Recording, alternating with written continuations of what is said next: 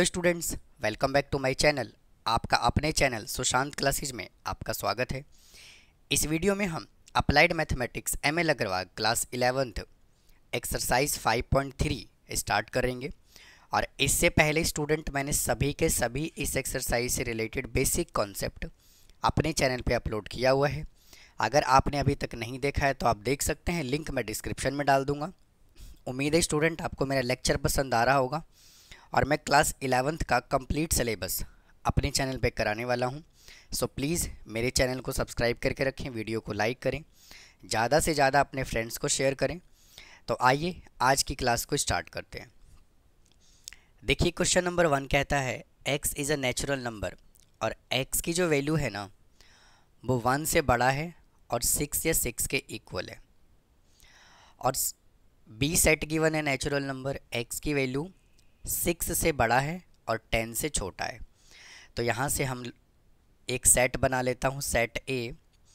x की value 1 से बड़ा है तो 2, 3, 4, 5 और 6। और एक सेट बी बनाते हैं, इसमें x की वैल्यू 6 से बड़ा है यानी 7, 8 और 9। अब कहता है a यूनियन b निकाल के दो, तो दोनों का हमें कर देना है कंबाइंड। तो 2, 3, 4, 5, 6, 7, 8 और 9। ए इंटरसेक्शन बी, दोनों में देखिए कॉमन क्या है, दोनों में कुछ भी कॉमन नहीं है, तो इसका आंसर कितना आ गया 5। ए माइनस बी का मतलब है ए में से बी के सारे एलिमेंट हटा दो। तो ए में बी का कोई एलिमेंट है क्या? कोई एलिमेंट नहीं है। तो हम डायरेक्ट क्या लिख देंगे, पूरा सेट ए 2, 3, 4, 5 और 6। या फिर हम इसको ऐसे भी कह सकते हैं set A. B minus A, B में से ए के सारे एलिमेंट हटा दीजिए। तो 7, 8, 9, बी का कोई एलिमेंट सेट ए में है क्या? तो कोई भी नहीं है। तो डायरेक्ट आंसर क्या आ जाएगा 7, 8 और 9। या फिर आप डायरेक्ट कह सकते हो सेट बी। नेक्स्ट क्वेश्चन कहता है which of the following pair are disjoint set. Disjoint sets का मतलब होता है मेरे दोस्त कि अगर हम दो सेट कंसीडर करें और उनमें से कुछ भी कॉमन ना आ जाए, यानी कि इंटरसेक्शन अगर 5 होता है तो उसको कहा जाता है डिसजॉइंट सेट्स। तो सेट ए में क्या बोला हुआ है, AEIOU। तो इन दोनों में देखिए कुछ कॉमन है क्या? तो ये ई तो यहाँ पे कॉमन आ रहा है। तो क्या डिसजॉइंट सेट है क्या ये? तो ये डिसजॉइंट सेट नहीं है। नेक्स्ट है 2, 6, 10, 14 और 18। दोनों में देखिए कुछ भी कॉमन नहीं है, तो ये डिसजॉइंट सेट है। एक सेट दिया हुआ है 1, 2, 3, 4 और अगला दिया हुआ है x is such that x is a natural number 4 से लेकर के 6 तक के नंबर। तो देखिए 4 तो इसमें कॉमन आ रहा है, तो क्या ये डिसजॉइंट सेट है क्या? तो ये डिसजॉइंट सेट नहीं है, तो इसका आंसर आ गया no. x is an even integer, x है इवन इंटीजर और x है ऑड इंटीजर। तो ये दोनों तो डिसजॉइंट सेट है, क्योंकि एक में ऑड की बात कर रहा है, एक में इवन की बात कर रहा है। तो यहाँ पे आ जाएगा यस। नेक्स्ट क्वेश्चन कहता है ये हमें यूनिवर्सल सेट गिवन है जिसमें 1 से लेकर के 8 तक के एलिमेंट गिवन है, सेट ए गिवन है और सेट बी गिवन है। कहता है भैया ए यूनियन बी बताओ क्या होगा। तो निकालते हैं ए यूनियन बी। अगर हम ए यूनियन बी कैलकुलेट करें तो 1 से लेकर के 8 तक का एलिमेंट आ जाएगा, 1, 2, 3, 4, 5, 6, 7 और 8। और ए यूनियन बी को हम क्या कह सकते हैं, यूनिवर्सल सेट भी तो कह सकते हैं, क्योंकि जब हमने इन दोनों का यूनियन निकाला तो यूनिवर्सल सेट के इक्वल आया। अब ए इंटरसेक्शन बी, अब दोनों में देखिए कॉमन क्या है, 2 कॉमन है, 3 कॉमन है। तो 2, 3 और कोई एलिमेंट है क्या कॉमन? तो कुछ भी कॉमन नहीं है। तो ये आ गया इंटरसेक्शन इसका। अब a माइनस बी कह रहा है, तो a में से b के सारे एलिमेंट हटा दो। a में से b के सारे एलिमेंट कौन कौन सा है, एक तो 2 है और एक 3 है। तो क्या बचा 1, 5 और 6, 1, 5 और 6। नेक्स्ट है बी माइनस ए। बी में से ए के सारे एलिमेंट हटा दो तो क्या हट गया, 2 और 3, बचा 4, 7 और 8।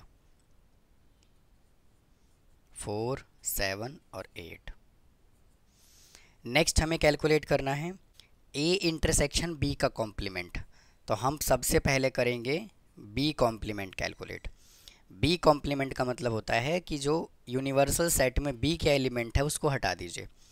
तो 2, 3, 4, 7, 8 हट गया तो क्या बचा, 1, 5, 6। बस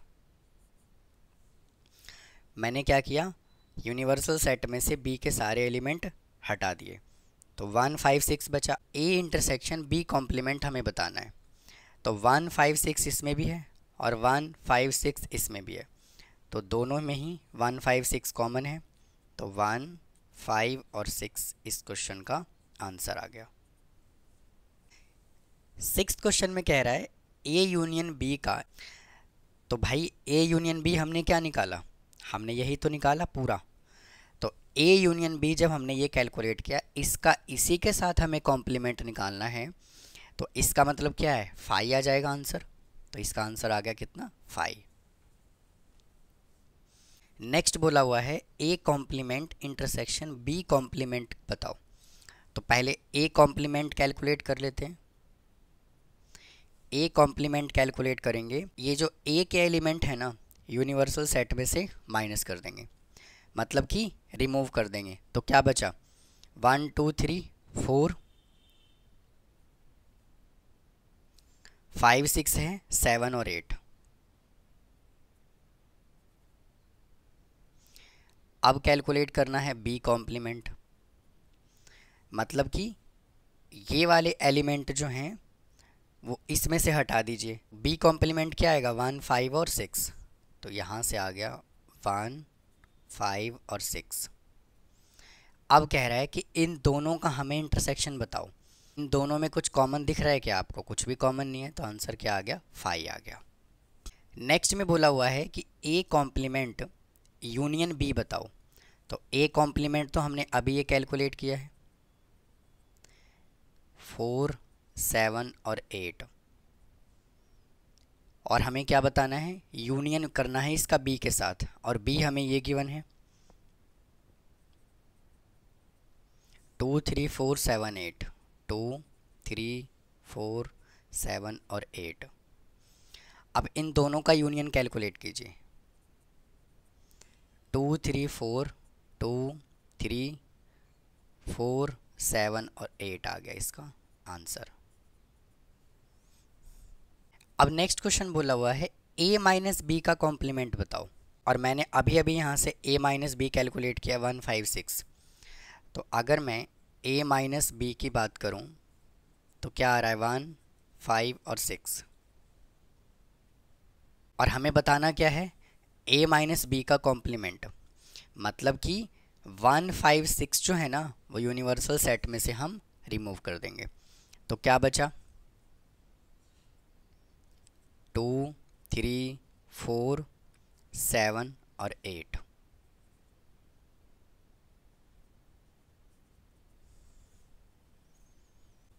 तो ये था मेरे दोस्त क्वेश्चन नंबर 3। अब आइए क्वेश्चन नंबर 4 सॉल्व करते हैं। कहता है if a and b are two set such that a is a subset of b, then what is a union b क्या होगा और a इंटरसेक्शन b क्या होगा। समझिए इसको। कहता है a और b दो सेट हैं, जिसमें कह रहा है a जो है ना वो b का सबसेट है, मतलब a is a part of b, मतलब a के सभी एलिमेंट b के अंदर भी है, क्योंकि a जो है वो b का पार्ट है। तो a यूनियन b क्या होगा, तो a is a part of b, a is a subset of b, मतलब बड़ा सेट कौन सा होगा, तो इसका मतलब b जो है वो बड़ा सेट होगा। भाई अगर a सबसेट है तो b सेट होगा, तो इसका मतलब क्या है कि a यूनियन b का मतलब है b सेट, इसका आंसर आ गया। नेक्स्ट बोला हुआ है a इंटरसेक्शन b, मतलब कि a के एलिमेंट सारे b के अंदर हैं, लेकिन ज़रूरी नहीं है कि b के एलिमेंट a के अंदर भी हो। तो मतलब कि a का एलिमेंट अगर b के अंदर है तो इसमें क्या होगा, इंटरसेक्शन निकालेंगे तो सेट ए आएगा। अब इसको एग्जाम्पल की हेल्प से समझ लेते हैं। अगर ए कोई सेट है जिसमें मैंने कंसीडर किया ए ई आई, और एक बी सेट है जिसमें मैं कंसीडर कर लेता हूँ ए ई आई ओ यू, और क्या बोला हुआ है A is a subset of B. जब ए बी का सबसेट है तो जब ए और बी का जब यूनियन निकालोगे तो मेरे भाई सेट बी ही तो आएगा, और ए इंटरसेक्शन बी में दोनों में कॉमन क्या है ए ई आई, तो सेट ए ही तो आएगा कॉमन। उम्मीद है आप सभी नोटबुक पे नोट कर रहे होंगे। ऑनलाइन क्लास को स्टूडेंट हमेशा ऑफलाइन की तरह जब आप ट्रीट करोगे, ऑफलाइन की तरह पढ़ोगे, तो आपको बिल्कुल सारी चीज़ें अच्छे से समझ में आने लग जाएगी। मैं एक एक क्वेश्चन सॉल्व करवाने लग रहा हूँ, बिल्कुल आराम आराम से धीरे धीरे सॉल्व करेंगे, कोई जल्दीबाजी नहीं है। Complete syllabus Sushant classes channel पे मैं कराने वाला हूँ। तो आइए क्वेश्चन नंबर 5 स्टार्ट करते हैं, देखिए क्या कहता है। आइए क्वेश्चन नंबर 5 सॉल्व करते हैं। कहता है taking the set of natural number as a universal set, universal set को as a natural number consider करना है। Then write the complement of following sets, और हमें इनका कॉम्प्लीमेंट बताना है। तो यूनिवर्सल सेट को उसने बोला हुआ है नेचुरल नंबर, तो x is such that x is a natural number.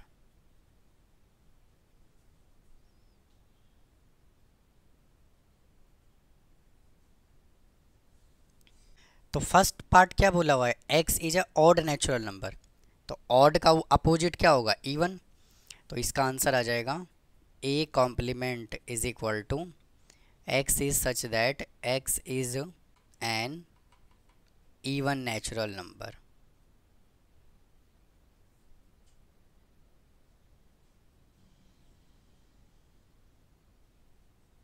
Next है x is an even natural number, तो इसका b कॉम्प्लीमेंट आ जाएगा x is such that x is odd natural number.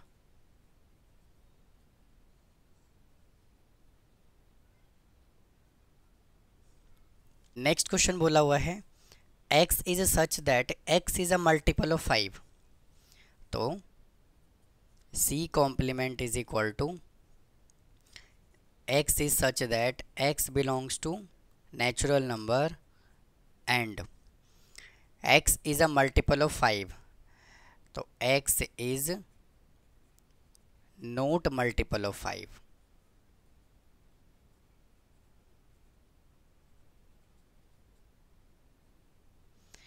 Next question है x is divisible by 2 and 3, तो d complement आ जाएगा यहाँ से। क्या कह रहा है x is a divisible by 2 and 3, मतलब कि 6 से डिविजिबल नहीं होना चाहिए, तो x is such that x belongs to natural number and x is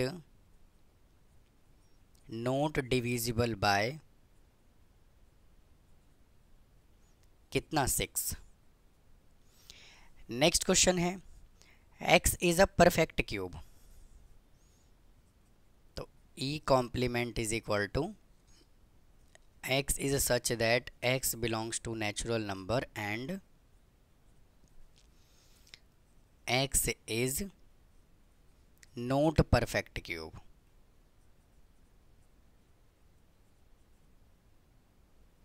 तो आपको इस तरह से आंसर लिखना है, इसके अपोजिट में आंसर लिखना है। f दिया हुआ है हमें x is such that x plus 5 is equal to 8, तो इसको पहले सिंप्लीफाई करते हैं, तो x plus 5 is equal to 8 करेंगे तो x इज इक्वल टू कितना आ गया 3, तो इसको हम क्या लिखेंगे f complement is equal to x is such that x belongs to natural number and x is equal to, अगर यहाँ पे 3 है इसको सॉल्व करने के बाद, तो x की वो सारी वैल्यू जो 3 ना आए, तो x not equal to 3।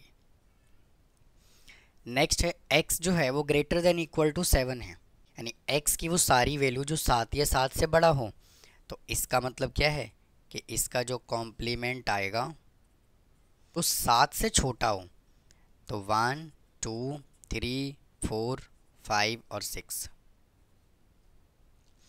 Next है x is such that 3x minus 1 less than 14।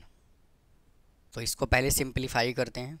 3x minus 1 is equal to 14, 3x is equal to 14 plus 1, तो x इज इक्वल टू कितना आ गया 5। मतलब कि अगर मैं इसको लिखूं तो h इज इक्वल टू यहाँ से कितना आएगा, x is such that x less than 5। अगर मैं इसको सॉल्व करूँगा तो भाई यही तो मिलेगा। अब इसका कॉम्प्लीमेंट क्या होगा, तो h complement is equal to, अब x की वैल्यू जो है वो सारी 5 से छोटी लेनी है, तो इसका कॉम्प्लीमेंट क्या होगा, x की सभी वैल्यू 5 से बड़ा लेना है। तो x is such that x belongs to natural number और x की वैल्यू 5 या 5 से बड़ा होना चाहिए। क्वेश्चन नंबर 6 कहता है let u be the set of the all triangle, यानी कि u is equal to x is such that x is set of all triangles in a plane if a is a set of all triangle. एक set a भी दे दिया और उसने क्या कह दिया कि a is a set of all triangle in the plane with at least one angle different from 60। कह रहा है कि एक एंगल जो है ना, इसमें कह रहा है कि एक एंगल जो है वो कम से कम 60 से अलग होना चाहिए। तब कि कोई भी दो एंगल 60 हो सकता है लेकिन तीसरा एंगल 60 नहीं होगा। कम से कम एक एंगल 60 से क्या होना चाहिए, डिफरेंट होना चाहिए। तो इसका मतलब ये है कि इसका कॉम्प्लीमेंट क्या होगा कि सभी के सभी एंगल 60 होने चाहिए। तो मैं यहाँ से कह देता हूँ a complement is equal to x is such that x is set of all equilateral triangle।